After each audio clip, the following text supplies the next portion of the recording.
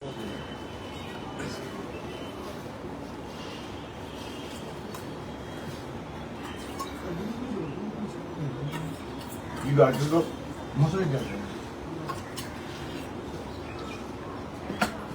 বকাবকি করছে না, কোয়ালিটি ইনক্রিজ করবে।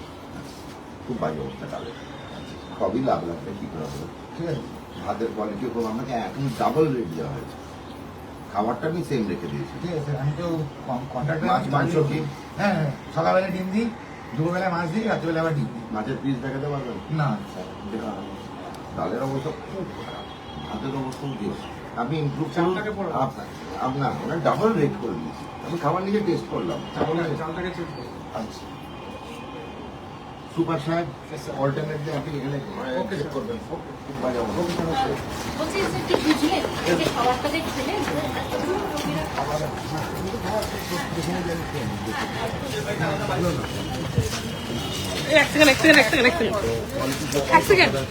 আমরা খাবারের রেট ডাবল করে দিয়েছি, আমরা জানেন। প্রত্যেকটা হাসপাতালে গিয়ে আমি কিচেন দেখি এবং খাবার শুধু দেখি না, খেয়েও দেখি। আমার রুগীরা যা খাচ্ছে, তারা যারা খাচ্ছে সেটা যেন আমিও খাই। কোনো সময় পিছ পা হয় না, ওদের বাসনেই খাই, ওদের বাসনেই খাই। তো এর ডালটা খুবই বাজে অবস্থা, পাতলা, সেদ্ধ হয়নি। আমাকে জানতে হলো এটা কিসের ডাল, কেন এতদিন ধরে বয়স্ক বাঙালি ডাল খেয়ে চিনতে পারলাম না কি ডাল। চোখ বন্ধ করে আপনি বলে দেবেন কি ডাল।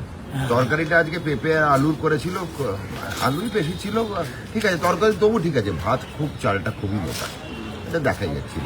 উনি মাছটা আমি দেখতে পারেন না, কেন ডায়েট দেওয়া হয়ে গেছে। এটার আমি 10-এ 4 দেবো পাচ্ছি। তো সরকার না, ভেতরের অবস্থা অপর্যাপ্ত, ক্লিনলিনেস অপর্যাপ্ত। আর সুপার সাহেবকে বললো যে এটা হাউজিং কোয়ার্টার না। আর ডাক্তারবাবু বউ বাচ্চা ছেলে মেয়ে নিয়ে এখানে থাকতে পারবে না। এটা একটা কোথাও লাইন টানো, লক্ষণ রেখা। রামায়ণ পড়েছেন তো? রামায়ণে কি লেখা আছে? যে লক্ষ্মণ রেখা, একটা লক্ষ্মণ রেখা তো টানতে হবে স্যার। ডক্টর রহমান, আপনি এখানে হাউজিং কোয়ার্টার করে ফেলেছেন, রান্নাঘরের মধ্যে সব বউ বাচ্চা নিয়ে ঘুমোচ্ছে, এটা তো করতে পারবো না। ঠিক আছে, আপনাকে 48 ঘন্টা সময় দিলাম, অনেকগুলো কাজ। আচ্ছা, আপনাকে 1 সপ্তাহ সময় দিলাম। প্রথমত জঙ্গল পরিষ্কার, এক এক করে বলি, জঙ্গল পরিষ্কার। 2 নম্বর, প্রতি 30 ফিটে একটা করে জেনারেল ওয়েস্ট বিন। 3 নম্বর হচ্ছে কোনো যেন এ না পড়ে থাকে, টুকরো টাকরা। আমাদের বিধায়ক স্যার, রিতেশরা, রিতেশরা আসুন। ডাক্তারবাবু একটাই কথা, সেটা হচ্ছে যে এই যে খাবারের যেগুলো বলছি তো শুনে নিন। এক হচ্ছে কিচেনের ভিতরে নোংরা, কোনো ফ্যামিলি নিয়ে থাকতে পারবে না। একটা সাইড করুক, ফ্যামিলিকে আলাদা সেগ্রেগেট করুক, গরম করে হয় না। কেন বাচ্চা ছেলে মেয়ে সব হয় না। আর খাবারের কোয়ালিটি ইমপ্রুভ, পুরো জঙ্গল সাফ, প্রত্যেকটা ড্রেন সাফ, প্রত্যেক 30 ফিট পর পর জেনারেল ওয়েস্ট বিন, স্ক্যাভেঞ্জিং। লোক লাগলে আমাদের স্থানীয় বিধায়ক রিতেশ একবার দেখে নেবে। আর গদিগুলো পাল্টানো, ওপিডির জন্য যা যা ডাক্তারবাবু লাগবে আমাকে জানাবেন, আমরা পরিষেবা দেবো। আর ইনডোরে কিন্তু আলো সবগুলো ইনডোর আউটডোর চেঞ্জ করে, ঠিক আছে? দাদা একটা অন্য বিষয়ে প্রশ্ন করছি যে এই বিষয়ে মালদা এটাই যে আপনি খাবারের মান নিয়ে বলছিলেন যে মুখ্যমন্ত্রী বহুদিন আগেই খাবারের রোগী কল্যাণ কমিটির মাধ্যমে খাবারের যে দাম তার বাড়িয়ে দিয়েছে, ডাবল করেন। তারপরেও মানে সরকারের নির্দেশ নেওয়ার পরেও সেখানে এখানে বহাল তবিয়তে আজকের দিন অবধি চলছিল কিভাবে? সেটা তো চলছিল। দেখুন, আমি প্রথম কাজটা যেটা করি, সব হাসপাতাল গিয়ে সবাই জানিয়ে পৌঁছাই, 7 দিন সময় দিই, তারপরে আমরা আছি। আমি একবার ছেড়ে দিয়ে যাচ্ছি না। আমার মহানুভবতাটা আমার দুর্বলতা নয়, কখনো ভাববেন আমি দুর্বল।